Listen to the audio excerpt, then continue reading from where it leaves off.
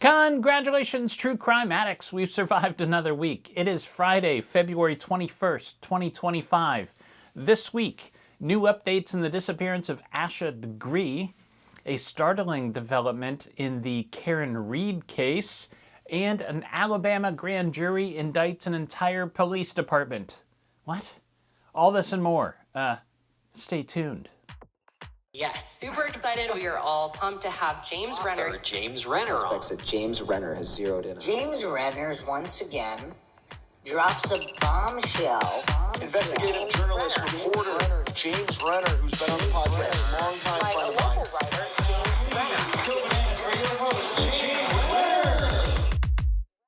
All right, welcome back to True Crime This Week with me, your host, James Renner. Hey, I don't know if you know this. If you're just listening to this as a podcast, which is fine, you know, I prefer that. I like the podcast.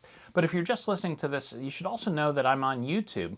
So if you want to see my handsome mug, jump over to YouTube, punch that subscribe button, as the kids say, and, join the adventure. Hop on. Let's go for a ride.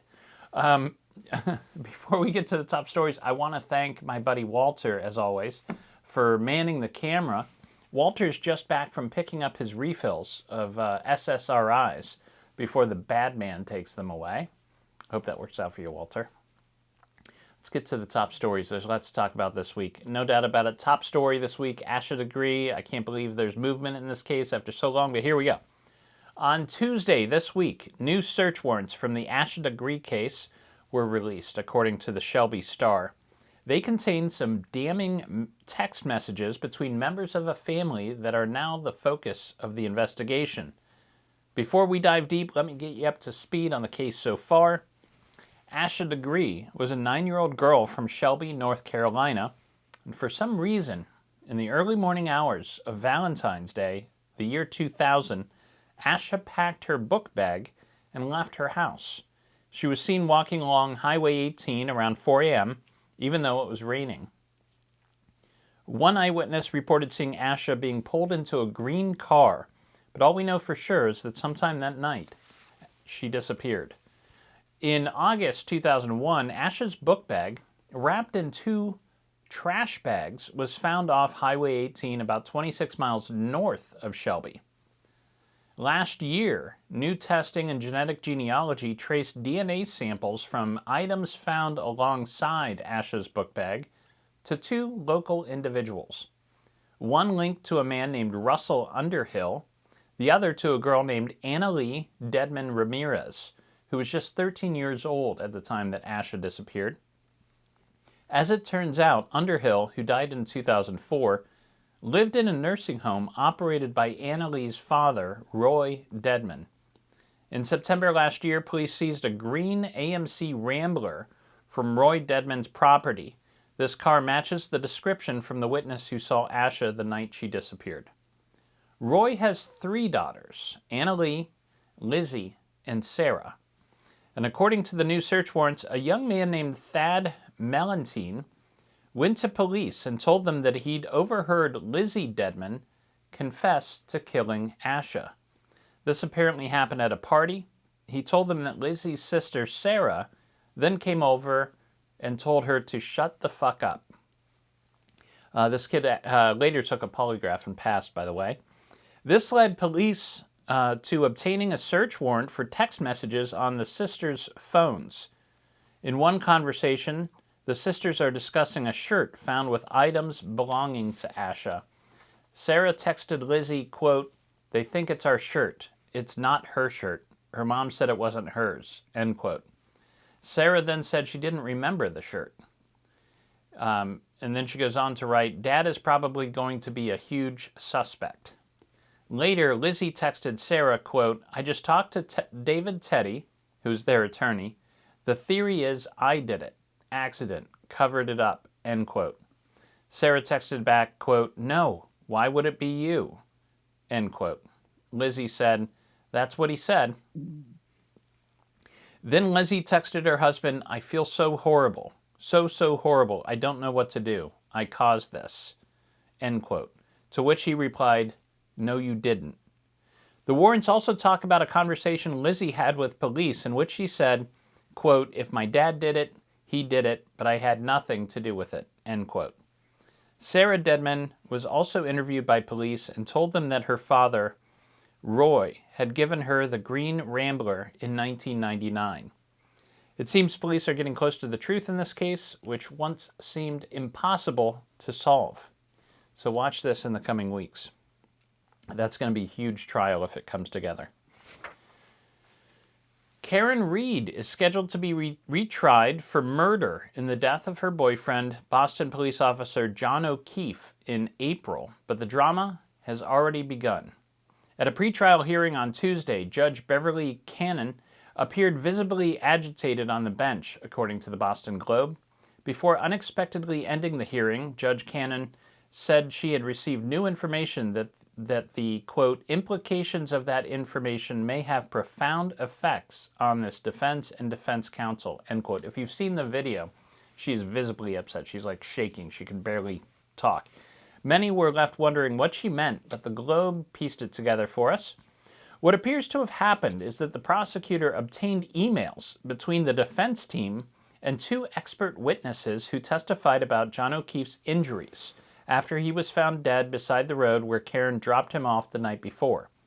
They testified that his injuries were not consistent with being hit by a vehicle. They also said they had not been paid for their testimony by the defense. At the first trial, these experts were presented as independent witnesses, which made them appear impartial to the jury. But the emails obtained by Special Prosecutor Hank Brennan reveal a close relationship between these experts and the defense team, as well as an invoice for $23,925. If the defense team did pay these witnesses, it means they were not independent at all. Judge Cannon and Karen's defense team have battled for years over this case. The judge herself has also made some underhanded moves.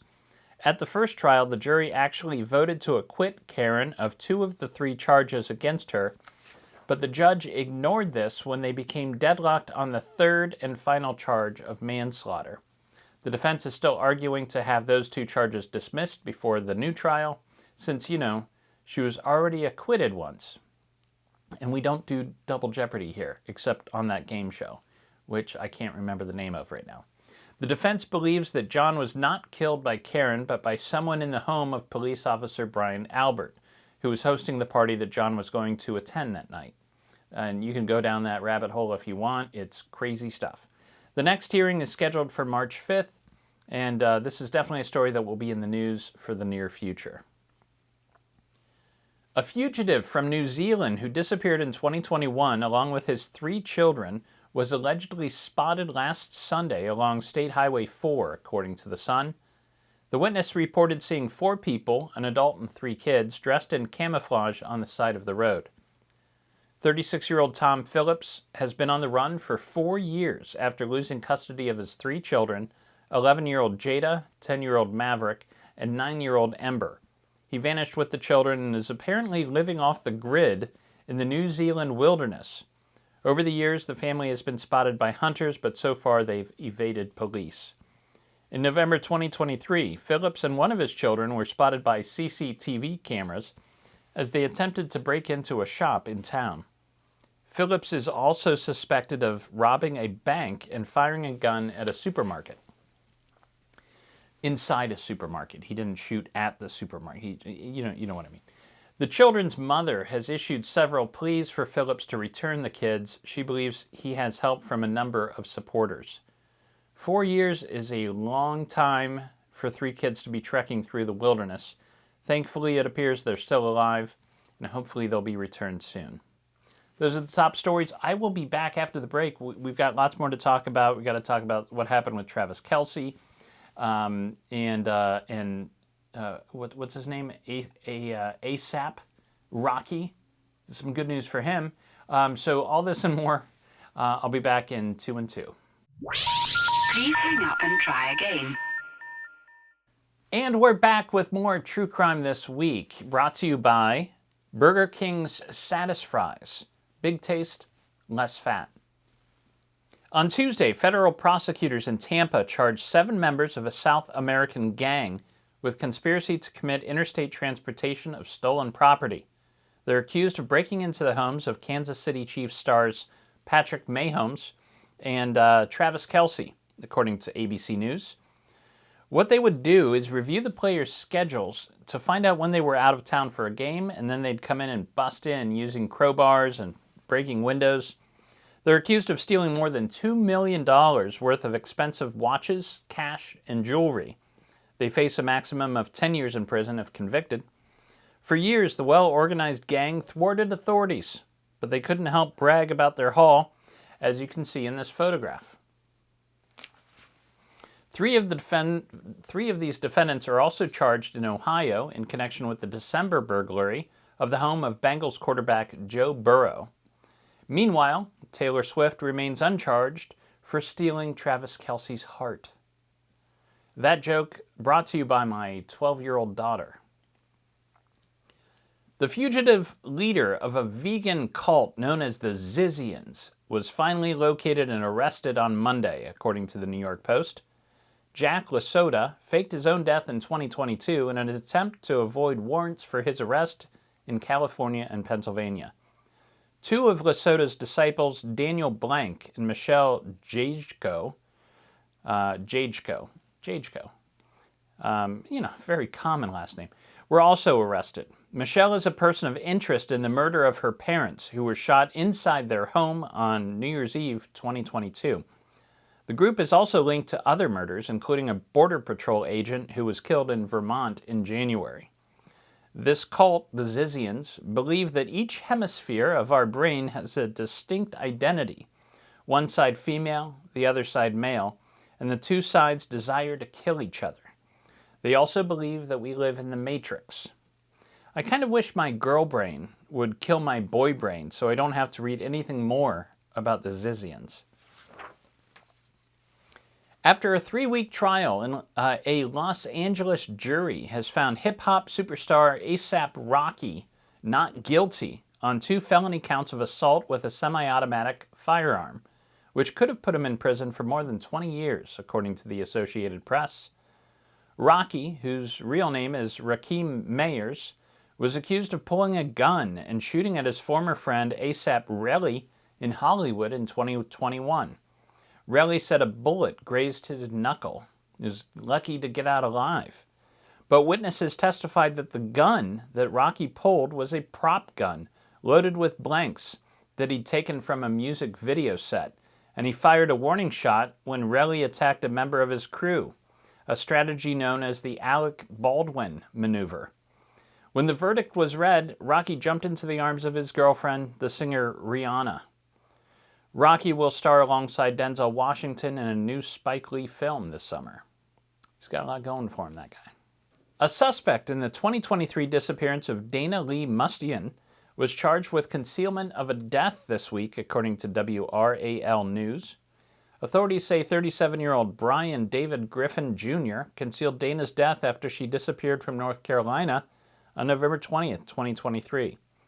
Police discovered human remains in a pond in Vance County on January 30th that turned out to belong to the missing woman. Brian was the last person seen with Dana. They had apparently dated off and on for years. No word yet on what led police to search the pond. Let's jump over to weird news, shall we? A grand jury in Alabama has indicted 5 Huntsville police officers and are recommending that the entire local police department be abolished, according to ABC News. 5 Huntsville police officers have been charged with a multitude of crimes relating to improper storage of illicit drugs from their evidence room. The investigation kicked off after their dispatcher, 49-year-old Christopher Willingham, was found dead in his office after taking fentanyl, gabapentin, diazepam, amphetamines, carisoprodol, and methocarbamol. One reserve officer and his wife were also charged with unlawful distribution of a controlled substance. They're accused of distributing drugs to several people, including other police officers. The grand jury said that the Huntsville Police Department was a threat to public safety and operated as more of a criminal enterprise than a law enforcement agency. And from what I hear, their annual Christmas party was more fun than Bonnaroo. I'll be here all night. Over to pop culture. Are you watching Scamanda, the new true crime series on ABC? According to Variety, it is now the most streamed series premiere in the network's history. I guess right there below Everybody Loves Raymond. Anyway, Scamanda is based on the podcast of the same name, which investigated blogger Amanda Riley, who claimed to be battling cancer.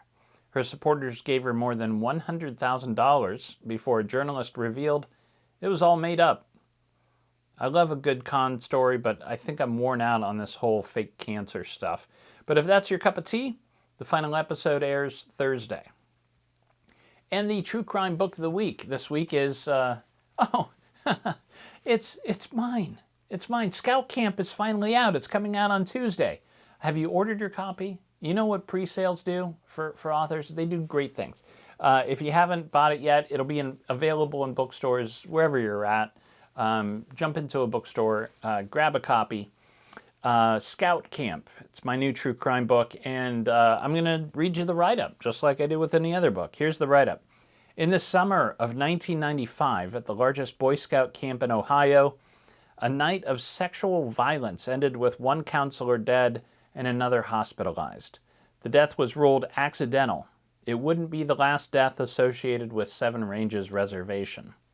James Renner, that's me, was a counselor at Seven Ranges that year. He was always sure there must be more to the story of Mike Klingler's death, because Renner also knew firsthand that the 900-acre camp was not the safe getaway it was portrayed to be.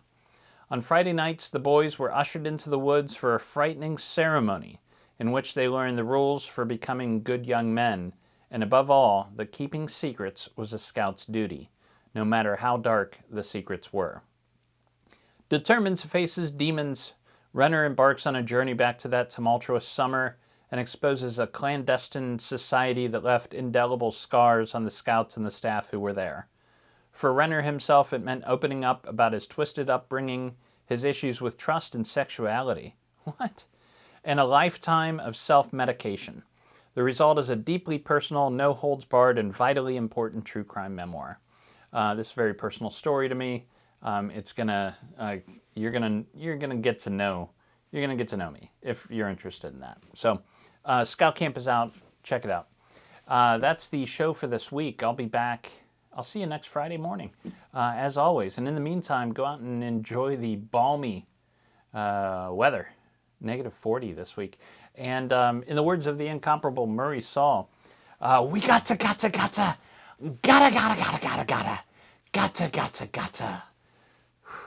Get down, damn it. True Crime This Week is a Fearful Symmetry production. Photo and artwork are licensed through Shutterstock. If you like the cut of my jib, I have another podcast you might enjoy called The Philosophy of Crime, in which I attempt to solve the big questions behind our true crime obsession by looking to philosophy for answers. Thank you for listening. I'll see you next week. Sit, Brownie, sit. Good dog.